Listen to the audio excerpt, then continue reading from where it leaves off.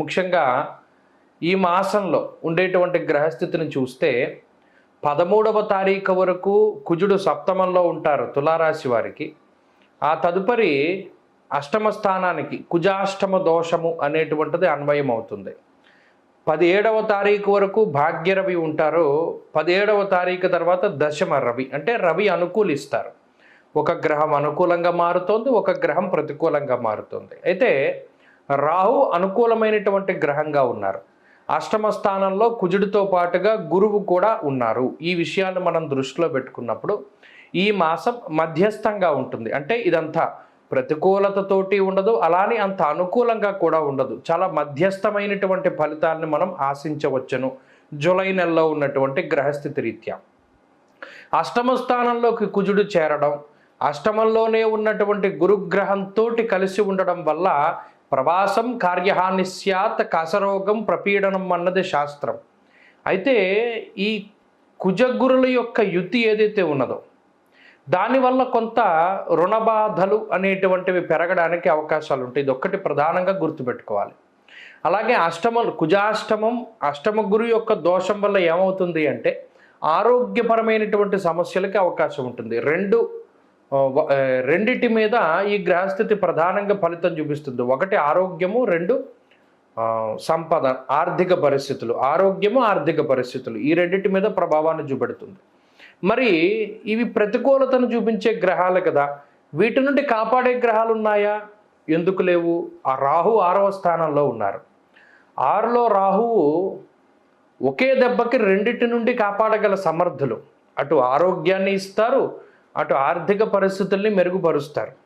అయితే రాహుకి ఇంకొక గ్రహం తోడయ్యి 17వ తారీఖు నుండి రవి కూడా అనుకూలంగా ఉన్నారు.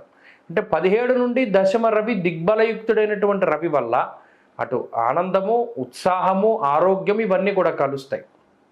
మరి అప్పటి వరకు కొంత జాగ్రత్తగా ఉండాలి. అనగా ప్రధానంగా చూసుకున్నప్పుడు 13వ తారీఖు దగ్గర నుండి 17వ తారీఖు వరకు ఉన్నటువంటి రోజులు మాత్రం కొంత జాగ్రత్తగా తులారాశి వారు గడపాలి. ఆరోగ్యపరమైనటువంటి విషయాలను చూస్తే కుజాష్టమ దోషం ఉన్నప్పుడు అటు విద్యుత్ వల్ల కానీ, అగ్ని వల్ల కానీ, పదునైనటువంటి పనిముట్ల వల్ల కానీ, లేదా విషపూరితమైనటువంటి జంతువుల వల్ల కానీ, అస్త్రశస్త్ర పరమైనటువంటి అంటే అస్త్రాల వల్ల కానీ, శస్త్రముల వల్ల కానీ బాధలు వస్తాయి అనేటువంటిది చెప్పారు. వాటితో పాటుగా భూపరమైనటువంటి విషయాలు, ఆ లావాదేవీలన్నీ కూడా కొంత వెనక్కి వెళ్ళడం, అలాగే ఈ ప్రభుత్వపరమైనటువంటి విషయాలు ఏవైతే ఉన్నాయో అవి కూడా కొంత వెనక్కి వెళుతూ ఉండడం, ఇవి ప్రత్యేకించి వీరు దృష్టిలో పెట్టుకోవాలి. అలాగే ఆర్థికపరమైనటువంటి విషయాలు, కుజాష్టమం వచ్చినప్పుడు లేదా అష్టమ గురుడు ఉన్నప్పుడు, పంచమంలో శని ఉన్నప్పుడు కొంత స్వయంకృతాపరాధాలు ఎక్కువగా చేస్తారు. అనాలోచిత నిర్ణయాల వల్ల, లేదు ఇంకొక విషయం ఏంటి అంటే మీకు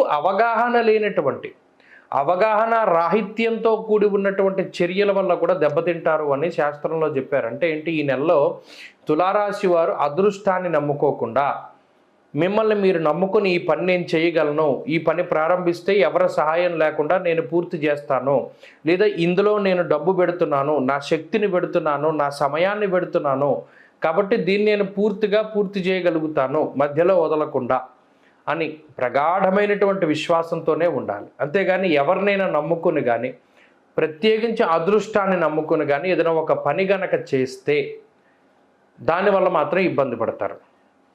ఇక కుటుంబ పరిస్థితుల్లో కనుక పరిశీలనం చేస్తే కుటుంబ సభ్యుల యొక్క ఆరోగ్య పరిస్థితులు లేదా కుటుంబ ఆర్థిక వ్యవస్థ ఇవన్నీ కూడా కొంత ఇబ్బందికరంగా ఉన్నప్పటికీ వాటిని అధిగమించగలుగుతారు. ఇక్కడ కుటుంబ సభ్యుల యొక్క సపోర్ట్ అనేటువంటి విషయం దగ్గరికి వచ్చినప్పుడు అది అంతగా మీకు లభించకపోవచ్చు ఈ జూలై నెలలో. కాబట్టి మీరు సొంతంగానే ముందుకు వెళ్ళవలసినటువంటి పరిస్థితులు ఏర్పడతాయి. ఉద్యోగ వ్యాపారాలకు సంబంధించినటువంటి విషయాలను కనుక పరిశీలన చేస్తే అవి మాత్రం కొంత సానుకూలంగా ఉన్నాయి. కొత్త ఒడిదుడుకులు వచ్చినప్పటికీ వాటి నుండి మీ యొక్క తెలివితేటలతోటి లేదా అనుభవపూర్వకమైనటువంటి జ్ఞానంతో బయటపడగలుగుతారు. వ్యాపార పరంగా ఉండేటువంటి సమస్యలను అధిగమించగలుగుతారు. అయితే ఇక విద్యార్థులకు మాత్రం ఈ గ్రహస్థితి కొంత వ్యతిరేకంగా ఉంటుంది.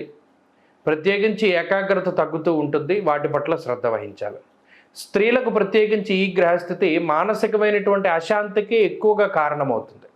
ప్రత్యేకించి నిజంగా ఒక్కసారి కూర్చుని ఆలోచిస్తే మనకు అన్నీ ఉన్నాయి, ఆరోగ్యం ఉంది, డబ్బు ఉంది, లేదా ఒక కుటుంబం ఇవన్నీ ఉన్నా కూడా ఎక్కడో ఒక తెలియని లోటు, మానసిక అశాంతి వేధిస్తోంది అనేటువంటి మాట మాత్రం స్త్రీలకి ఎక్కువ సార్లు అనిపిస్తూ ఉంటుంది. ఆ విషయం పట్ల మాత్రం కొంత శ్రద్ధ పెట్టాలి.